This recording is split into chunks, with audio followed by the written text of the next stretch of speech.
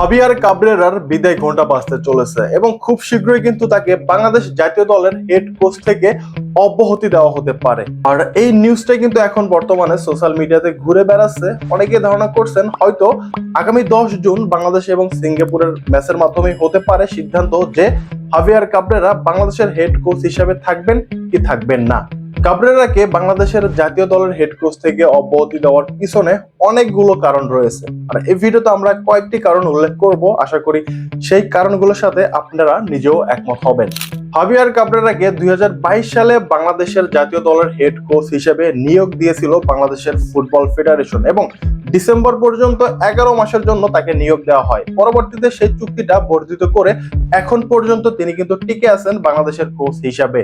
ইতিমধ্যেই কিন্তু বাংলাদেশ এবং ভারত ম্যাচকে কেন্দ্র করে এবং ফাহমিদুল কাণ্ডে জনতার রেশানলের শিকার হয়েছিলেন হাভিয়ার কাবরেরা এবং সেখান থেকে আসলে গুঞ্জনটা আসে অনেকেই কিন্তু বাংলাদেশের হেড কোচ হিসাবে হাভিয়ার কাবরেরাকে দেখতে চাইছে না, কারণ তিনি নাকি সিন্ডিকেট ভিত্তিক দল নির্বাচন করে থাকে এবং যেটা বাংলাদেশ ফুটবল দলের জন্য খুবই ক্ষতিকর। ফাহমিদুল ইসলাম সুদূর ইতালি থেকে বাংলাদেশে চলে আসছিলেন এবং তিনি কিন্তু সৌদিতে ক্যাম্পেও যোগ দিয়েছিলেন। এছাড়াও প্রস্তুতি ম্যাচে তিনি কিন্তু অনেক ভালো খেলেছিলেন, বাট আমরা শেষমেশ ভারতের বিপক্ষে মূল স্কোয়াডে ফাহমিদুলকে দেখতে পাইনি।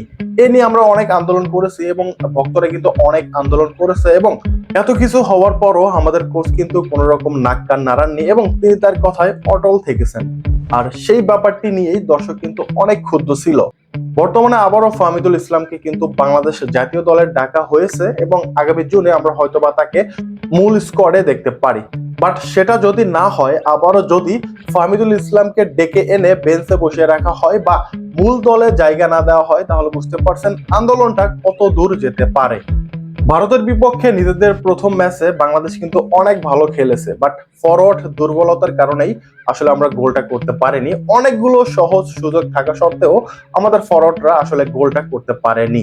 এই ব্যর্থতা কিন্তু এখনো পর্যন্ত রয়ে গেছে। আর আগামী জুনে সিঙ্গাপুরের বিপক্ষে ম্যাচে যদি বাংলাদেশ জিততে না পারে অথবা ড্র করে, তাহলে কিন্তু এটাই হতে পারে হাভিয়ার কাবরেরার কোচ হিসাবে শেষ ম্যাচ।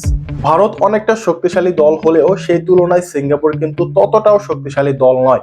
আর উপরন্তু বাংলাদেশের মাটিতে খেলা, আর এই ম্যাচটা কিন্তু আমাদের বাংলাদেশের জন্য জিততে হবে। কোন রকম ড্র বা হার নয়, আমাদের টার্গেট থাকবে জেতার।